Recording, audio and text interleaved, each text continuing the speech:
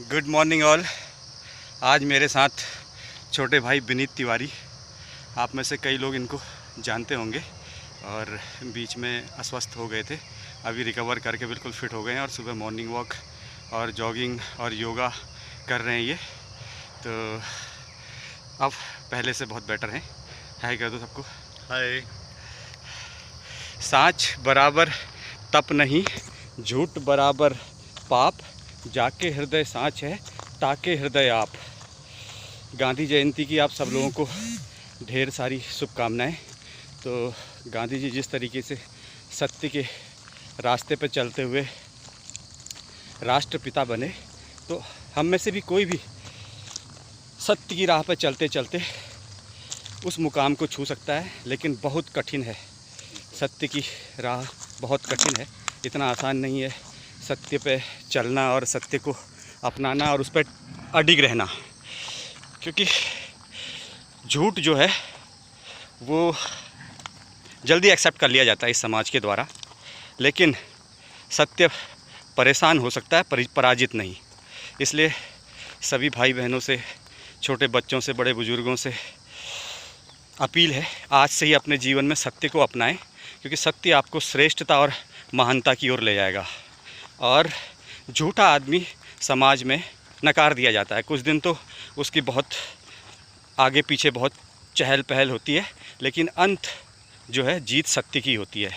इसलिए इन्हीं शब्दों के साथ गांधी जयंती की आप सबको ढेरों शुभकामनाएं। गांधी जी के जीवन से हम जो जो सीख सकते हैं उनका अनुसरण करें, उनकी जीवनी के बारे में पढ़ें। और गांधी जी चाहते थे कि इस समाज का सबसे वंचित आदमी, सबसे पिछड़ा आदमी, सबसे गरीब दुर्बल आदमी, हम अपने किसी भी कदम को उठाने से पहले उसके बारे में सोचें कि उसको क्या फ़ायदा होने वाला है मेरे अगले कदम से।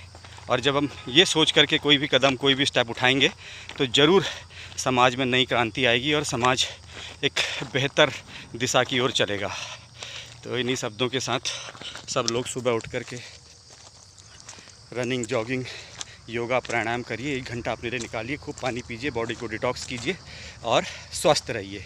क्योंकि स्वस्थ होना, एक शिव महापुराण में एक प्रसंग आया था कि आप भगवान की भक्ति भी नहीं कर सकते, आप ईश्वर को भी नहीं पा सकते अगर आप स्वस्थ नहीं हैं। तो स्वस्थ होने, भगवान की भक्ति करने के लिए, ईश्वर को पाने के लिए भी आपकी निरोगी काया होना बहुत ज़रूरी है।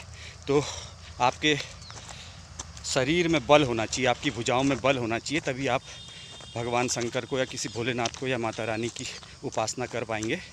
विवेकानंद जी के पास एक दुर्बल व्यक्ति गया, उसने कहा, प्रभु मुझे भक्ति करनी है, मुझे भी भक्ति के मार्ग पे चलने के लिए कुछ उपदेश दीजिए। तो